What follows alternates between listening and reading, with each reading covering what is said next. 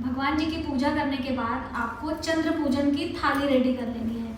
तो यहाँ पर हमने कुछ चीज़ें रेडी करके आपको क्या क्या रखना है। सबसे पहले तो ये चलनी आपको रेडी कर लेनी है, और चलनी हर बार नई नहीं लेनी है। आपकी जो पहले की है आप उसे भी यूज़ कर सकते हो, बस आप श्योर रहे कि रसोई में इस्तेमाल ना हुई हो। ये चलनी हमने लेना है, और इसके साथ में कुछ बेसिक सामग्री है जो आप पूजा करें वही थाली में आप सेट कर दीजिए। तो जैसे कि ये घंटी है, और यहाँ पे कुमकुम है, कुमकुम यानी कि रोली, और अष्टगंध तिलक है, यहाँ पे थोड़ा सा अक्षत है, और ये थोड़ा सा शक्कर है। तो देखिए, और पुष्प है, दूर्वा घास है, और एक ये दीप है। इसके साथ में मौली के धागे हमने रखे हैं। इन सब चीज़ों के साथ में कुछ भोग मिष्ठान के लिए आप ये रख लीजिएगा, ठीक है।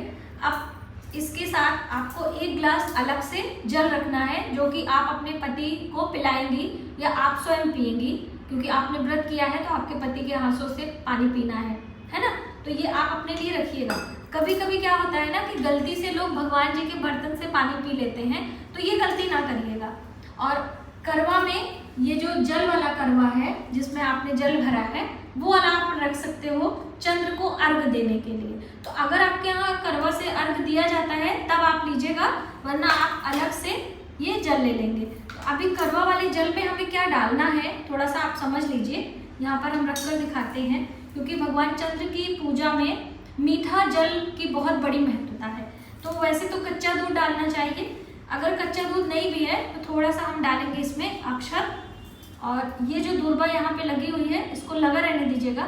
और सरई हो तो वो भी बहुत अच्छी बात है। इसमें हम डालेंगे थोड़े से ये पुष्प।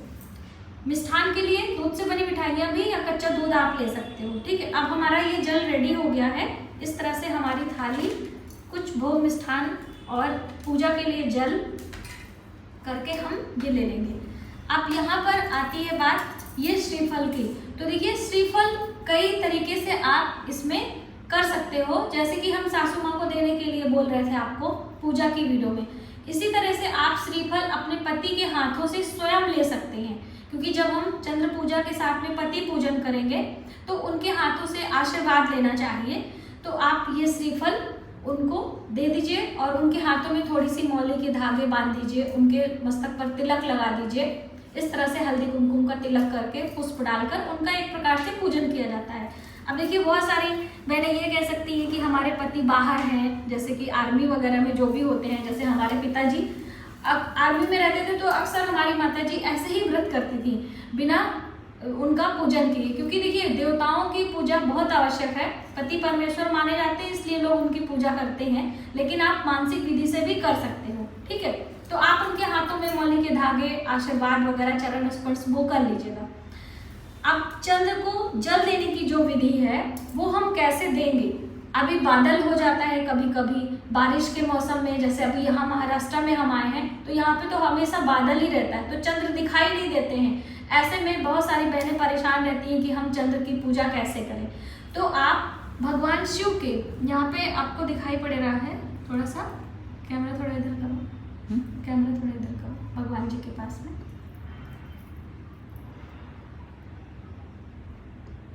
बोलो। यहाँ पे दोस्तों भगवान शिव की ललाट पर चंद्रदेव विराजमान रहते हैं, तो आप इनकी पूजा कर लीजिएगा। या आपके पास जो कर्मा माता की फोटो देखिए, यहाँ पे चंद्र देवता है, सूर्य है, तो यहाँ पर भी हल्दी कुमकुम का तिलक लेके और इस करवा से आप ऐसे जल किसी बर्तन में करके आप दे सकते हो, ठीक है।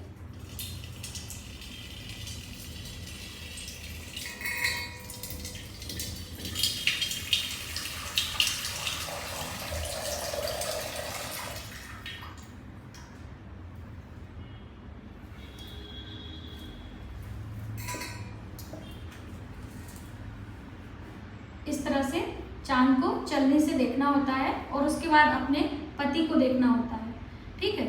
तो अभी बहुत सारी बहनें कह रही थी दीदी पहले चंद्र को चलने से देखें या फिर अर्घ दें।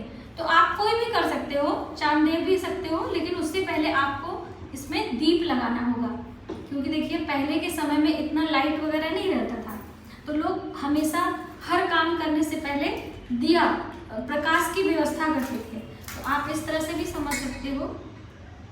और हम बैठे बैठे आपको पूजा करके दिखा रहे हैं। आप छत पे बालकनी से कहीं से भी खड़े होके इस तरह से देखिए दीप आप लगा लीजिएगा। इसीलिए हमने आपको बोला था कि आप प्लास्टिक की चलनी ना इस्तेमाल करें, क्योंकि ये दीपक से जल जाएगा और फिर आपके मन में होगा कि हम कैसे क्या करें। तो इस तरह से यहाँ पर रखकर हम चंद्रदेव को देखेंगे, चाहे भगवान शिव के मस्तक पर और चाहे यहाँ पर इस तरह से चंद्र को देखेंगे और फिर इसी चलनी से अपने पति को देखेंगे। और ये जो दीपक है इसे आपको बुझाना नहीं है, इस तरह से भगवान चंद्र को आरती करके वहीं पर कहीं आपको रख देना। अभी जैसे यहाँ तो पूजा की ये चौकी यहाँ पे हमने रख दिया, आप छत पे भी कहीं रख सकते हो, ठीक है। तो ये आपका चलनी आप रख लीजिए, अगले साल इस्तेमाल करिएगा। और ये जो जल आपने बर्तन में लिया है किसी गमले वगैरह में हम डाल देंगे। अब उसके बाद बारी आती है पूजन की। तो हमने इस तरह से अक्षत, पुष्प, तो आपके पास ये मिष्ठान है इस तरह से, दक्षिणा, सब चीजें थाली से आप घुमा दीजिए, चंद्रदेव को भाव से अर्पित कर दीजिए और यहाँ पे जो जल है आचमन कर देंगे हम। तो बस इस विधि से हम चंद्रदेव की पूजा करेंगे।